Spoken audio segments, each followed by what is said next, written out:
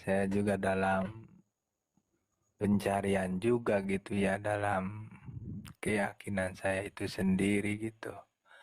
Tapi jujur sih saya semalam merenung gitu ya. Dilanjut ngobrol sama Bang Kiamat tuh ya. Iya, kayak menemukan apa gitu ya. Terus kan saya tadi juga buka komal, saya bahas tuh apa yang dibahas di sini itu di roomnya Mbak Gata, dibahas di komal saya itu ada yang masuk Muslim kan, saya tanyakan itu yang tiga nabi itu siapa. Hmm.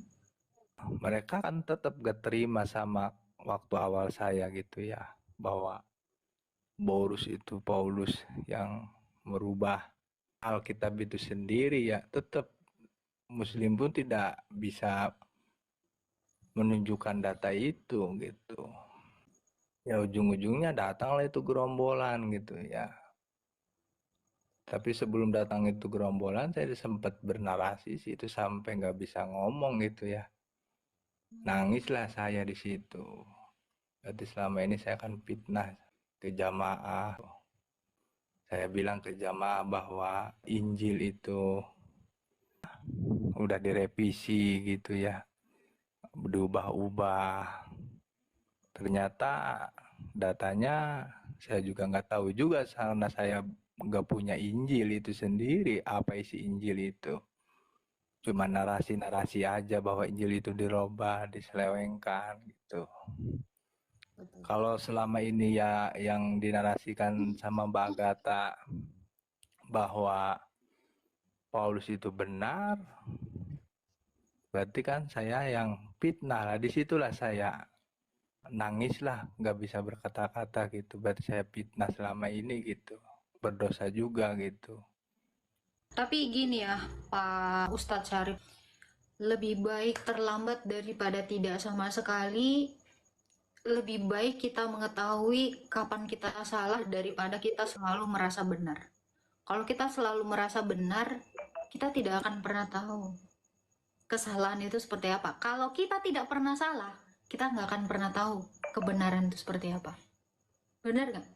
Kalau kita nggak Iya, pernah salah, kita nggak akan tahu yang benar itu yang mana.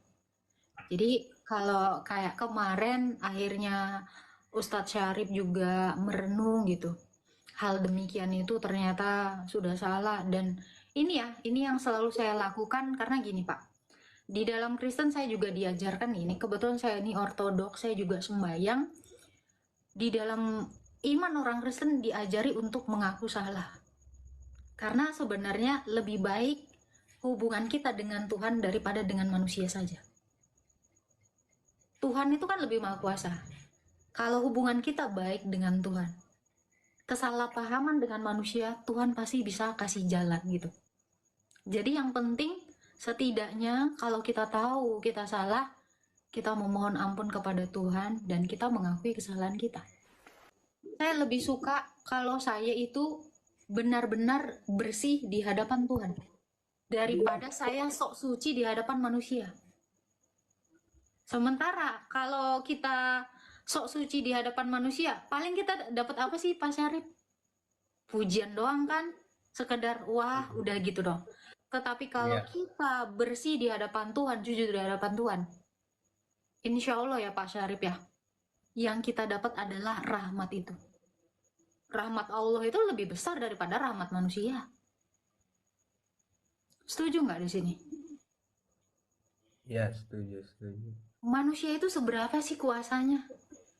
Tetapi kita lebih percaya kuasanya Tuhan ketika kita mengandalkan yang maha kuasa. Manusia seperti apapun bisa diubahkan gitu. Allah itu kan maha membolak-balikan hati ya Pak Ustadz ya. Betul tidak? Iya, iya. Ya boleh nggak apa-apa karena kita udah salah, kita mengaku salah. Mungkin orang akan melihat kita miring gitu kan. Ah, ternyata dia salah, orang jadi nggak percaya. Tapi percayalah, kalau di tangan kanan Pak Syarif yang megang itu adalah Tuhan, kekuatan Pak Syarif itu lebih besar dibandingkan 1.000 manusia yang megang tangan Pak Syarif. Satu tangan Tuhan itu lebih berkuasa. Jadi nggak apa-apa. Salah itu adalah suatu tangga bagi kita untuk menuju kebenaran. Nah, itu kemarin itu bagus ya. Kenapa saya bilang Pak Syarif ini orang yang merespon apa yang saya katakan. Kenapa? Karena dia mulai merenung. Di sini saya lihat ada sedikit lubang di hati Ustadz Syarif ini sehingga apa? Cahaya kebenaran itu masuk sedikit demi sedikit. Kenapa saya menggunakan banyak diksi-diksi muslim? Saya juga berangkat dari muslim ya, Pak Ustadz Syarif ya. Karena husnuudzon itu memang diandalkan gitu loh. Saya bukannya sok nyampur-nyampur antara Kristen dengan Islam ya. Tapi husnuudzon itu memang juga di Kristen tuh diajarin. Berpikir positif itu bukan suudzon itu bagus loh. Serius, Om Syarif. Jadi sering-seringlah kita itu ini ya, terutama untuk umat-umat muslim ya. Jangan sedikit-sedikit itu suudzon. Coba husnuudzon. Itu lebih bagus. Seperti itu sih Pak Ustadz Syarif. Gak apa-apa. Yang penting nanti kan kita akui gitu kan. Kita salah nih, dulu saya fitnah begini.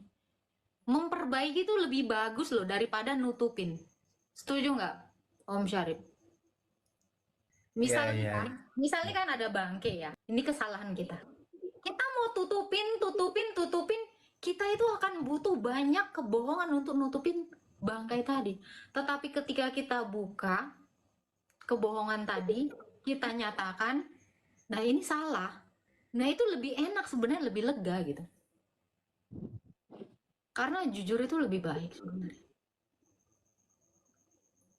Gak apa-apa kalau kemarin tuduhan terhadap Rasul Paulus itu sudah kita lihat kebenarannya, ya itu puji Tuhan gitu. Semoga banyak orang juga menjadi bisa melihat kebenaran melalui Pak Ustadz Syarif gitu. Saya pernah juga masuk di YouTube ya. Ada seorang berkata begini, saya ini seorang guide.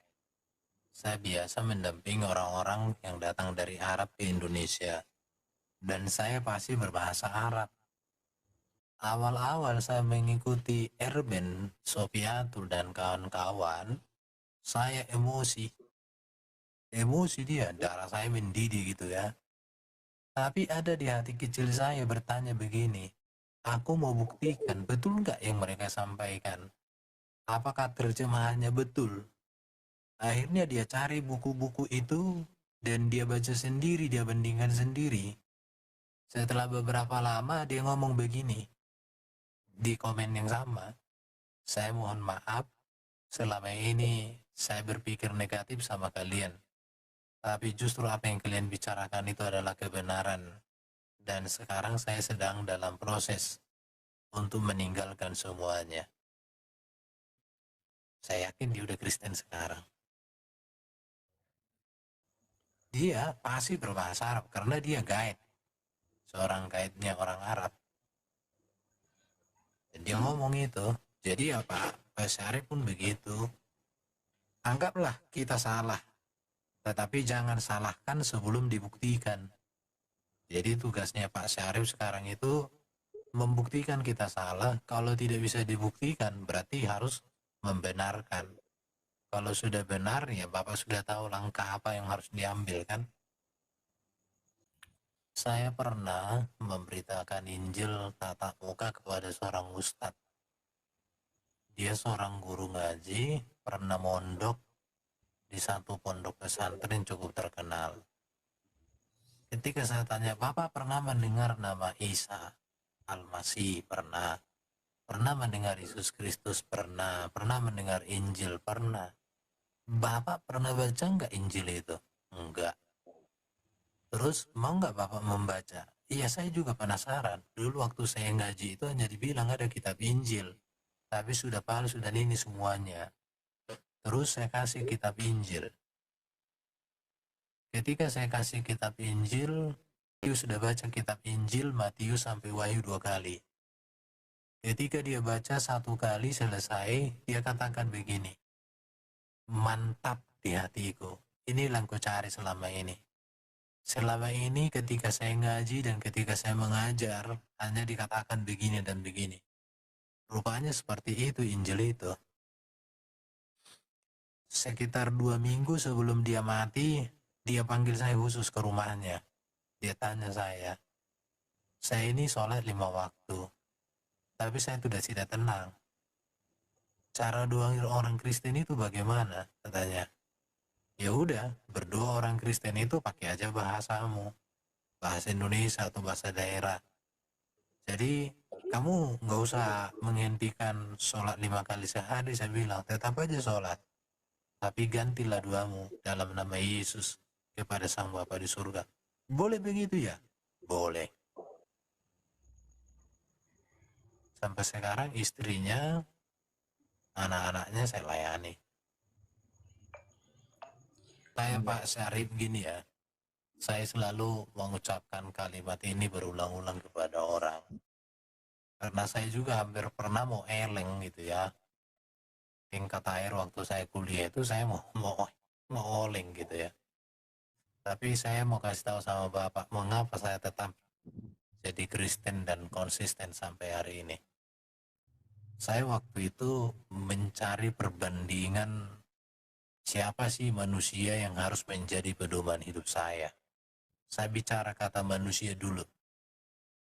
Siapa sih nabi yang harus menjadi pedoman hidup saya? Saya mempertimbangkan semua para nabi yang saya tahu dan saya pelajari. Termasuk saya membandingkan dengan Muhammad. Karena saya juga waktu kuliah ada namanya ilmu Islamologi. Ada namanya teologi agama-agama yang kita pelajari. Dan kita belajar dasar-dasar Islam di sana. Jadi kesimpulannya adalah tidak ada pribadi dalam catatan sejarah yang seperti Yesus.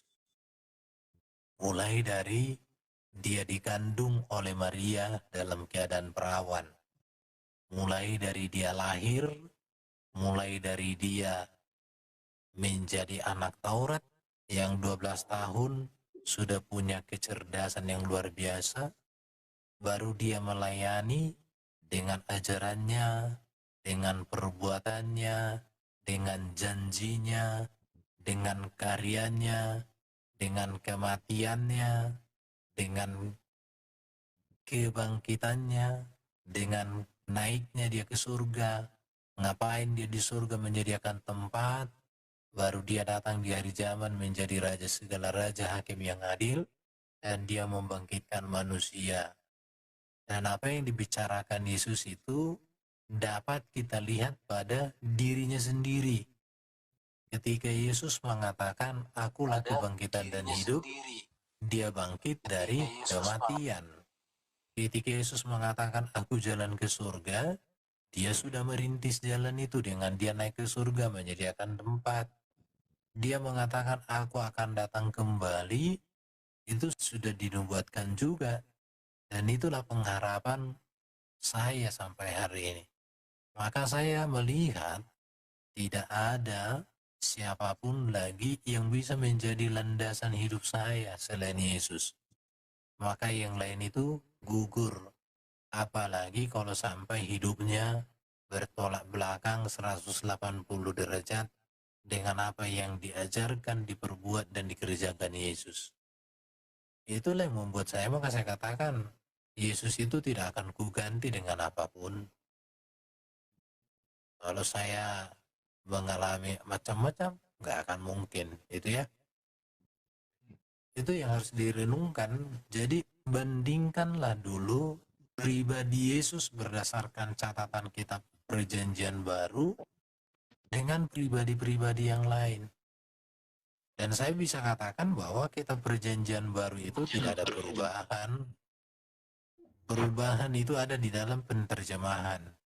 Perubahannya sebenarnya karena keterbatasan penerjemahan, baik orang yang menerjemahkan maupun kosakata di dalam bahasa terjemahan itu. Tapi manuskripnya terbukti. Itulah yang menjadi poin penting untuk dipikirkan.